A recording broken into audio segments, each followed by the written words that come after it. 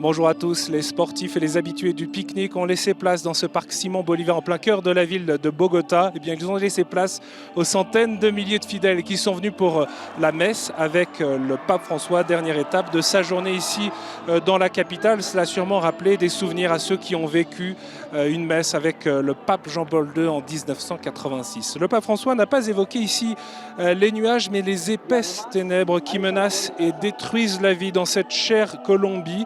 Les ténèbres de l'injustice et de l'inégalité sociale, les ténèbres corruptrices des intérêts d'individus qui consomment de manière égoïste, la soif de vengeance et de haine qui tachent de sang les mains de ceux qui se rendent justice eux-mêmes. Mais de la même manière que Jésus a demandé à Simon-Pierre de jeter les filets avec confiance dans l'évangile de la pêche miraculeuse, le pape François fait de même pour les Colombiens.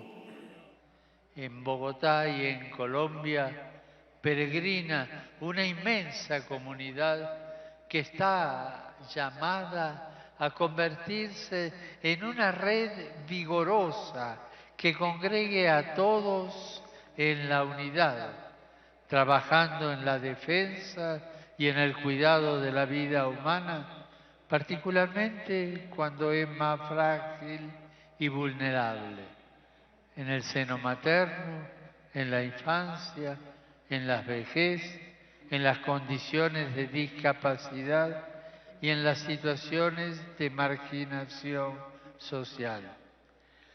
También multitudes que viven en Bogotá y en Colombia pueden llegar a ser verdaderas comunidades vivas, justas y fraternas si escuchan y acogen la palabra de Dios. Aux évêques de Colombie, un peu plus tôt dans la journée, le pape a réservé une longue intervention travaillée, très dense. C'est à la fois une véritable déclaration d'amour à la Colombie par sa connaissance fine du pays, de ses ressources, de ses fragilités, de la complexité aussi de ses divisions qui touchent aussi l'Église. Bref, les tréfonds de l'âme de la Colombie. C'est aussi l'un des très grands discours du pape François, qui est un mode d'action pour que l'Église ici agisse de manière prophétique au service de la paix. Alors bien sûr, il y a ces quelques formules chocs que le pape François affectionne. Vous n'êtes ni technicien ni politicien, vous êtes des pasteurs, a rappelé le pape François aux évêques. Et le pape François qui donne des conseils pour soutenir les familles, pour soutenir les jeunes face au mirage du narcotrafic, pour la formation des laïcs. Il y a également cet appel à prendre soin des consacrés qui sont une gifle kérigmatique à toute mondanité. Et puis un très long passage sur les prêtres, leur besoin de sentir qu'ils ont un père, la vigilance sur leur enracinement spirituel et leur formation. À ceux qui voudraient que vous ne soyez qu'une caste de fonctionnaires repliés sur la dictature du présent, répondez en ayant au contraire le regard toujours fixé sur l'éternité. C'est ce que le pape a dit ici aux évêques de Colombie, qu'il désigne comme les gardiens de l'unité du pays et des acteurs majeurs de la réconciliation. Los invito a no tener miedo de tocar la carne herida de la propia historia y de la historia de su gente.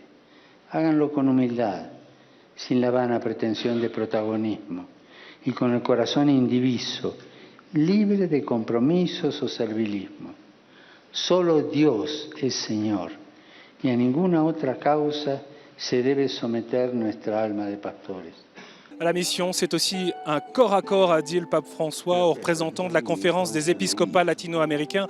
On sait que le Saint-Père est l'une des chevilles ouvrières de ce document d'Aparecida qui a invité l'ensemble du continent à s'engager dans la conversion pastorale et faire de tous les baptisés des disciples missionnaires. Les défis demeurent dans ce continent. Le pape François invite à découvrir encore ce document d'Aparecida trop peu connu. Il invite aussi les évêques à prendre plus de risques. Si nous voulons servir notre Amérique latine, nous devons le faire avec passion. Et aujourd'hui, il nous manque la passion. Chers frères, s'il vous plaît, je vous demande la passion évangélisatrice, souligne le pape François dans un texte à nouveau très ciselé. Il invite également l'Église en Colombie à soutenir l'Église en Amazonie. Ce vendredi, le pape François sera aux portes de l'Amazonie, à Villavicencio, pour une grande journée autour du thème de la réconciliation. Réconciliation avec Dieu, réconciliation entre frères, réconciliation également avec la nature. Il y aura cette messe de béatification de 2 martyrs qui ont souffert de ces violences ici en Colombie. Et puis cette grande rencontre de prière autour de la réconciliation nationale qui réunira des anciens combattants mais aussi des victimes. Ce sera bien sûr à suivre en direct sur KTO et vous pouvez retrouver le programme de cette journée sur notre site internet.